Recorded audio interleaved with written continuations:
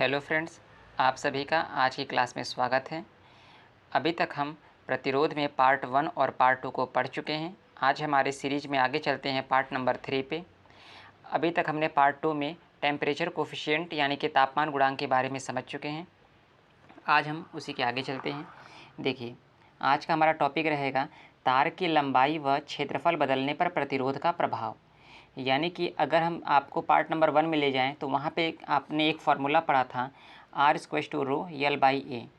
आज हमारा वही टॉपिक है, बस इसमें थोड़ा सा मॉडिफिकेशन क्या है कि हम किसी तार की लंबाई यानी किसी तार की लंबाई को कैसे बढ़ा सकते हैं, कैसे घटा सकते हैं। देखिए, सबसे पहले अगर आपके पास कोई एक तार है, ठीक है, मान लीजिए कंडक्टर या तार है आपके पास। अगर आपको इसकी लंबाई बढ़ानी है, लंबाई को बढ़ानी है, आप इसकी लंबाई को कैसे बढ़ा सकते हैं? या तो आप इस तार को खींच लीजिए, खींच कर, या तो आप इस कंडक्टर में एक वायर और जोड़ दीजिए। इससे इसकी क्या हो जाएगी, लंबाई बढ़ जाएगी। देखिए, इसीलिए हमारे पास दो कंडीशन होते हैं। जब कभी भी तार को हम खींच कर लंबा करते हैं तो उस कंडीशन में देखिए, यहाँ पे जो पदार्थ, जो इस तार का पदार्थ है यानी कि मटेरियल है, वो तो कहीं एक्स्ट्रा आया नहीं, हम उसी मटेरियल को खींच रहे हैं। यानी कि यहाँ पर क्या हो रहा है, आयतन का कोई परिवर्तन नहीं हो रहा है, आयतन का परिवर्तन नहीं हो रहा है। ठीक है, और यहाँ पे हम अगर मटेरियल को जोड़ रहे हैं एक अलग से तार को, तो यहाँ पे क्या हो रहा है, इसका आयतन बदल रहा है। आयतन का मतलब होता है पदार्थ, एक तरह से कह सकते हैं जो है। ठीक है, चलिए, अच्छा, इसी में हम आगे चलते हैं। ऐसे क्वेश्चनों के लिए 4 टाइप होते हैं। आपको सबसे पहले इसका कॉन्सेप्ट, फिर न्यूमेरिकल, कॉन्सेप्ट फिर न्यूमेरिकल बताया जाएगा। ठीक है, तो चलिए, हमारा कॉन्सेप्ट नंबर 1 क्या है, ये भी लंबाई से रिलेटेड है। चलिए, क्या लिखा गया है आपका कॉन्सेप्ट क्या है कि किसी तार का प्रतिरोध R हो, किसी तार का, यानी कि मान लेते हैं कंडक्टर है हमारे पास और उसका प्रतिरोध हमारा R है, तथा उस तार को खींचकर उसकी लंबाई, यानी कि इस तार को खींचकर क्या कर दिया गया है, उसकी लंबाई n गुना बढ़ा दी जाती है।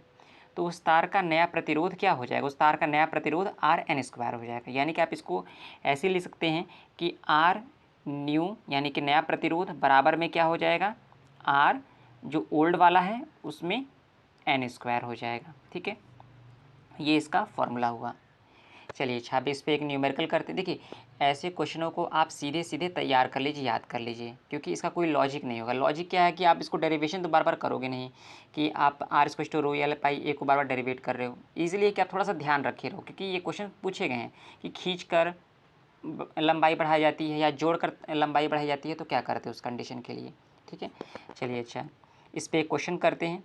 आपको लिखा गया है कि किसी तार में प्रतिरोध 10 ओम है, यानी किसी तार का जो हमारा प्रतिरोध है, यानी कि आप सीधे सीधे लिख सकते हो कि जो R ओल्ड है वो 10 ओम है।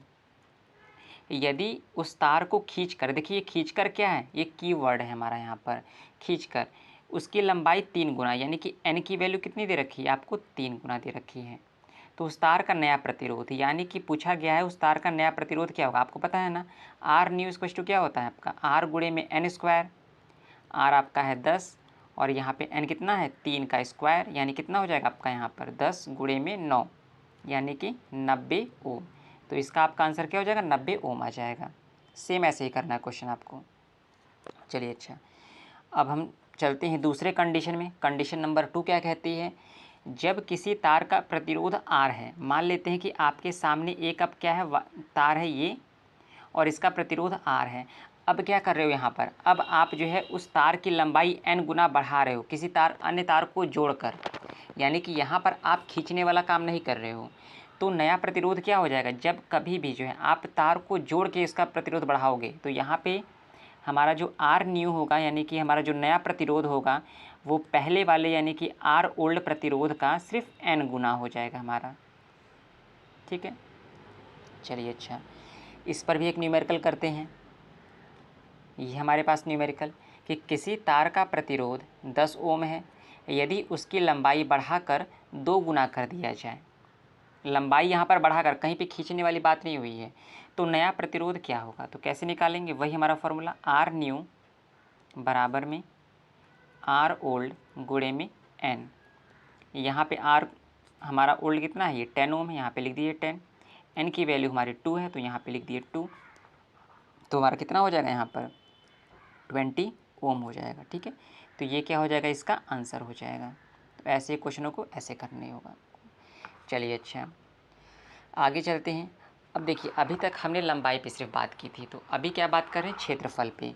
इसमें क्षेत्रफल में देखिए क्या होगा जो है, यदि किसी तार का प्रतिरोध R है तथा उस तार को खींचकर उसके क्षेत्रफल में, अब यहाँ पे ध्यान दीजिए, तार को खींचा गया है, उसके क्षेत्रफल में n गुना परिवर्तन कर दिया जाए तो नया प्रतिरोध क्या हो जाएगा, R बटे में n स्क्वायर। यानी कि आपका इसको अगर शॉर्ट में लिखना चाहो तो R न्यू बराबर में R ओल्ड बटे में n स्क्वायर। ये क्या हो जाएगा आपका फॉर्मूला। यहाँ पे देखिए क्षेत्रफल को खींचकर बड़ा किया गया था, वहाँ पर लंबाई को खींचकर बड़ा किया गया था। ठीक है, चलिए अच्छा अब इसके लिए आपका एक क्वेश्चन ये है आपके सामने कि किसी तार का प्रतिरोध 10 ओम है तथा तार को खींचकर उसका क्षेत्रफल आधा कर दिया जाए तो नया प्रतिरोध क्या होगा। तो सबसे पहले दे क्या रखा है आपको, देखिए अगर देखा जाए तो आर ओल्ड दे रखा है कितना 10 ओम तथा तार को खींचकर उसका क्षेत्रफल आधा, यानी कि एन की वैल्यू कितनी दे रखी है आपको, आधा दे रखी है, यानी कि हाफ।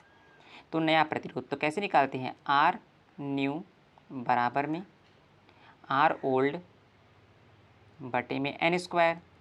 तो आर ओल्ड कितना है 10 है और एन की वैल्यू कितनी है 1 बटे में 2 का होल स्क्वायर। तो यहाँ पे क्या हो जाएगा आपका 10 बटे में 1 बटे में 4, ये 4 चला जाएगा ऊपर, तो आप क्या लिख सकते हैं डायरेक्ट 10 गुणे में 4 बराबर क्या आ जाएगा आपका 40 ओम। तो नया प्रतिरोध क्या हो जाएगा हमारा 40 ओम हो जाएगा। चलिए अच्छा अब आगे चलते हैं। यहाँ पर खींच के किया गया है, अब यहाँ पर बिना खींचे देखते हैं, यानी कि तार को जोड़कर।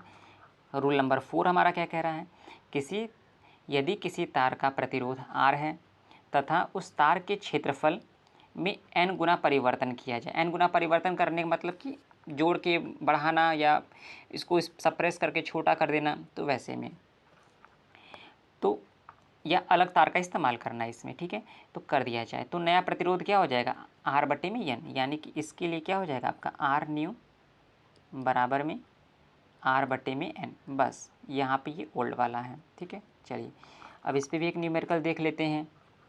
किसी तार का प्रतिरोध 20 ओम है, यदि तार का क्षेत्रफल 1/4 कर दिया जाए। तो सबसे पहले लिख लेते हैं क्या क्या दे रखा है हमारा यहाँ पर।